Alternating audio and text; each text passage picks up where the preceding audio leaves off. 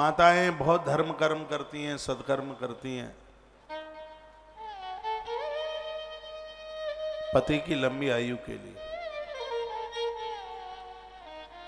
लेकिन कभी कभी ऐसा होता है कि पत्नी से पहले पति दुनिया छोड़ के चला जाता है और लोग उस नारी को कोसते हैं, कहते हैं कि तेरे पुण्यों में ये कमी रही है इसलिए ऐसा हुआ। जैसा कि हमने ग्रंथों में पढ़ा है कि माता पिता की वजह से भी, उनके पुण्यों की कमी की वजह से भी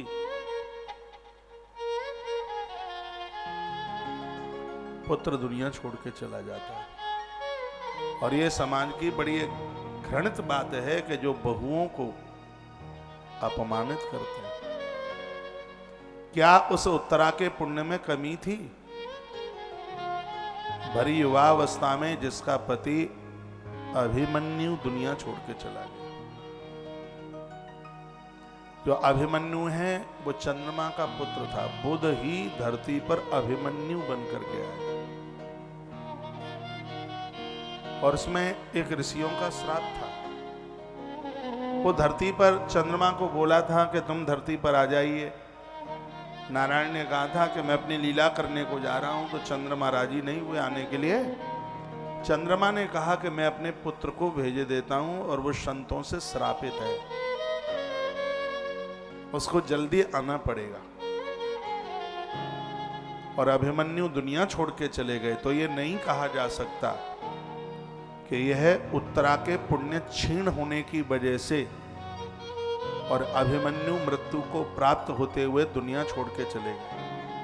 आज हमारे समाज में उन बहुओं को इतना अपमानित किया जाता है, जिसका पति दुनिया छोड़ के चला गया होता है, उसे पूजा में नहीं खड़े होने देते, उसको देव मंदिर में नहीं खड़े होने देते। यह बिल्कुल भी ठीक नहीं है। अरे जिसके घर में स्वयं परमात्मा चल करके आया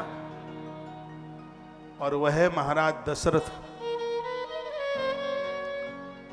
दुनिया छोड़ करके चले गए, तो क्या आप ये कहेंगे कि माता कौशल्या के पुण्यों में कमी है?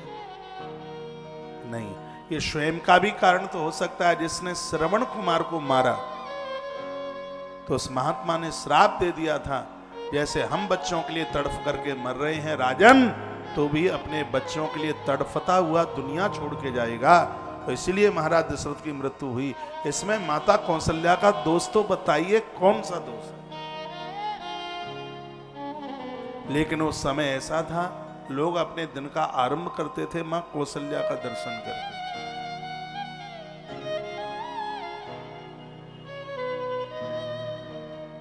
मैं कोई कथा करने को जा रहा था, मुझे इतना ध्यान नहीं है कि कहाँ के लिए।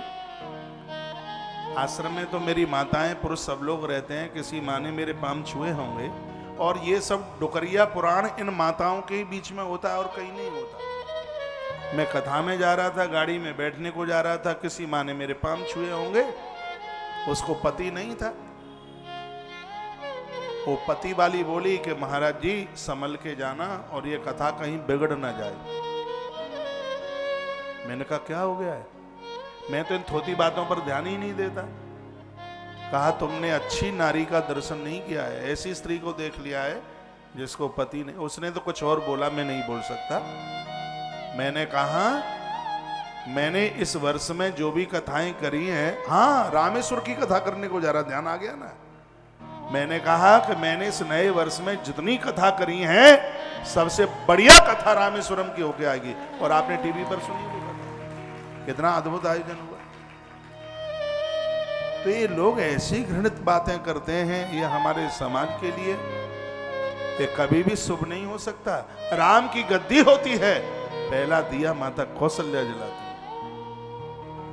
धर्मराज युधिष्ठिर गद्दी पर बैठते हैं, पहला थाल माता कुंती सजाती है। इन बातों को आप क्यों भूलते हैं? एक घर की सास कहती है तेरी वजह से मेरा बेटा चला गया, लेकिन वो ये भी सोच ले कि सास की अपनी भी कोई बात होगी, ससुर की अपनी भी कोई बात होगी। छोटी छोटी बात करके एक समाज की नारी को अपमानित मत कीजिए। मुझे लगता है कि 100 यज्ञ से बढ़कर उसका पुण्य हो जाएगा।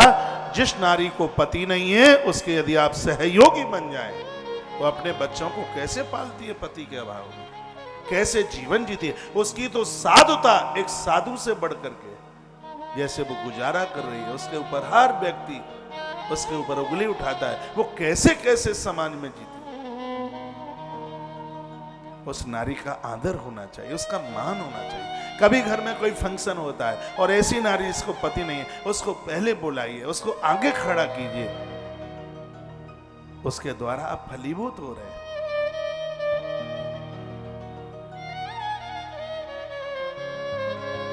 उस नारी का समाज में जीना इतना मुश्किल है जिसको पति नहीं, और पति होने पर भी पति जिसको छोड़ देता है घर के लोग भी उस नारी का आदर नहीं करते। इसलिए तो कहा है कि पति के बिना नारी अधूरी है। धरती पर सब कुछ मिल जाए, पति का स्नेह ना मिले तो जो मिला है वो सब ऐसे ही है।